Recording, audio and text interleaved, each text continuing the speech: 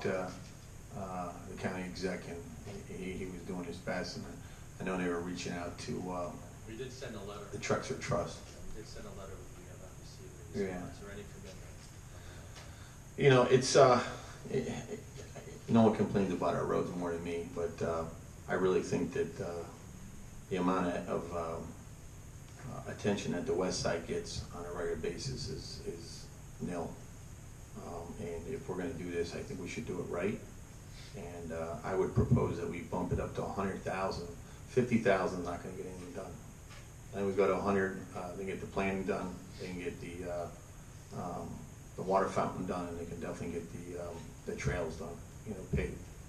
So that would be my suggestion, is to bump it up to $100,000 and get it done, instead of 50,000 and just doing it piecemeal. Thank you, Mr. Callahan. I know Mr. Reynolds reached out to Ms. Luce and Mr. Royston to let them know that this was going to come forward. But I don't know, Mr. Reynolds, if you had heard back with any details specifically to what that funding would go to specifically, whether it was 50 or 100. No, and like I said, I think we've heard at different times that, I mean, the overall project would be at least a couple $100,000 and possibly more. As I said before, it's a situation where I think allowing for a period of time to necessarily look at the priorities between the administration, the members of the community, was kind of how I picked that 50,000 number. I mean, I don't think anybody's ever going to say no to necessarily the commitment of more money. I really think it just comes down probably to balancing out different needs, what people are comfortable with, and going forward. But you know, if somebody wants to increase the motion, I'm certainly not going to complain about somebody increasing our idea. Well, I know there's at least one person who complained about it. But yeah, I think it's part of a conversation. I also think that if we're going to move money there, it would be a conversation to listen to whatever other people have to say in city council administration about, you know, how much money would be, you know, adequate or preferred at this point in a process that I don't believe is going to end here, obviously. And I don't think, you know, we necessarily have other commitments. So I think it's good that, I mean, the administration through Bedco, Ms. Carner, I believe, was helpful in putting together the application for the plan that has now been discussed at previous meetings. So like I said, I think that the city stepping up at this side, as I know there's a lot of conversations with other funding sources, is important. But like I said, I would open it up to my other colleagues there, as far as including the administration, as far as ideas on, you know, where they think we are in the process here. You know, do they think that spending this money in conjunction and with other departments in 2019 is likely? Is it feasible? Is it probable? I know I had a conversation with Mr. Evans, and you know, he, as a former West Sider, he obviously understands the importance of the Rose Garden, and he thought that, you know, I don't want to speak for Mr. Evans, but he certainly understood where the support was coming from on City Council. But I would open up to a conversation then among other members of City Council and also the administration about, you know, whether or not an increase right now is the move that most people want to make or not. Thank you. I do know that the plan from the beginning was to do this project in phases, whether it was the walking paths or the band shell area upgrades or the recreation space or the water feature. I think the idea from the beginning was that each of those projects could kind of stand on their own, and they would prioritize based on the funding which ones they would do first. So clearly, you know, anytime you're going to give them more money, they would accept it. But the opportunity cost, obviously, of what does that do for our street overlays in the city, and the other thing too is, are they able to receive and spend those dollars in a productive way? Because this is kind of thrown on them quickly. So I don't know where they are, like I said, in the process, like you said, Mr. Reynolds, to, you know, whether they are ready to spend that money in 2019.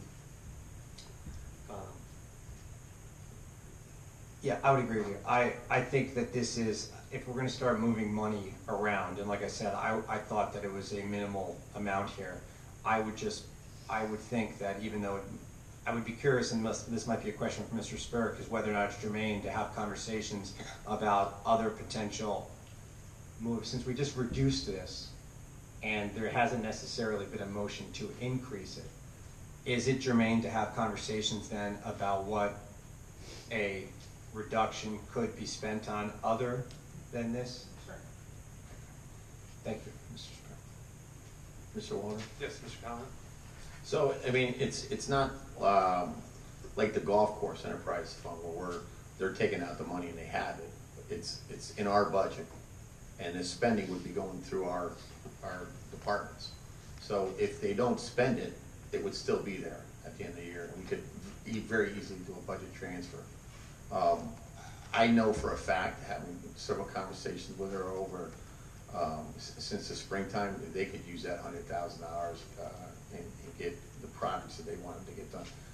Mr. Acklall, I know we got a bid on just you sent out an RFP or asked for bids for just the trails over there. Do you know have any idea what that number came in as?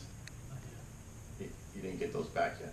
All right. But you know, I think between the band shell and I mean, if we approve this money now, $100,000, I think is just it very easily could be spent, in this upcoming budget year. So, I mean, if we're going to do it, and I'm a West Sider, you know, I grew up on the West Side, you know, and spent a lot of time in the Rose Gardens.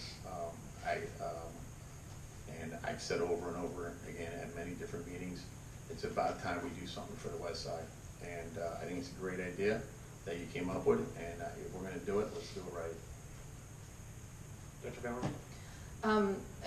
My concern here has absolutely nothing to do with the merit of the Rose Garden project. I am all for it, and I'm all for spending $50,000. I would offer that I had also kind of surfaced an idea on council that we also reduce the budget of the street overlay project by $50,000 to come up with a pilot program for how do we replace the city sidewalks in a better way than we're doing now, which is what we're not doing now.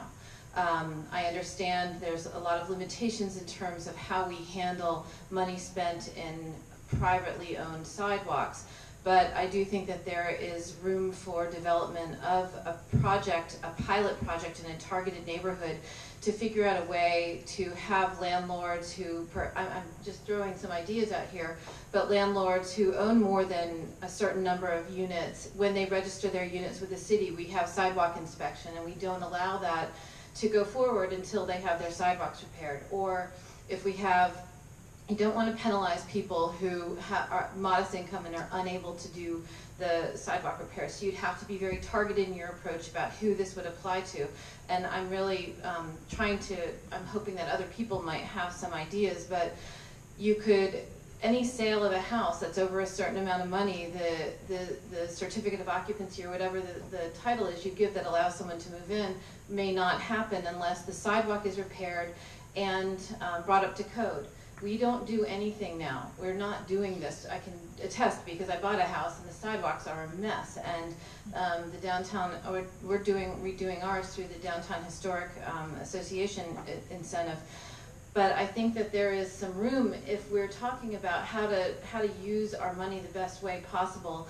I would ask that we consider other alternatives than just doubling the amount that we're giving to the Rose Garden, because I do think that proving the success of a piloted target program for sidewalks in a neighborhood would be a really great way for the city to figure out what works and what doesn't work and how to make our sidewalks better. Thank you, Dr. Vermer. Obviously, this ties into a lot with walkability in a pedestrian-friendly city, what you've discussed and we had talked about prior to the meeting. And I don't want to get too sidetracked from the motion at hand because we are in discussion for that. So, I mean, after we have these votes, we can definitely either make a motion or we can get some more information or have a broader conversation, including the administration on that, on those thoughts. Mr. Klum? Thank you, President Waldron. Thank you, Mr. Reynolds, President Waldron, for bringing this forward. A lot of us have connections to the west side. Adam obviously lived on the west side. I've seen everyone up here at the west side farmers market at different times and things like that. And I appreciate you guys bringing this forward for us to vote on. I just had a couple quick questions. One for, well, both of them pretty much for Mr. Alcall. So Mr. Callahan talked about reducing that fund for street overlays by an additional $50,000. What are you sacrificing in taking $50,000 out of that fund and then potentially another $100,000? What wouldn't you be able to do without that money? As I tried to explain during the budget hearings, we don't have anywhere near sufficient funding to keep up with our street maintenance. As far as specifically $50,000, could be at the most probably one street, or it could be all the ADA ramps for a large street project, all the ramps, upgrade all the ramps. I don't think it. I think the more important response is that our overlay and our road maintenance needs are way greater than what we've been allocating funds for the last 20, 30 years. And even with the 2.8 or whatever it is, some of which is a 2-year issue, it's still severely way under what we need to make our roads in reasonable condition. We got a long ways to even catch up. So, I mean, I won't detract from the Rose Garden project. We met with those folks and we committed to assisting them, including in trying to find ways to find grants for the project. They have someone that put together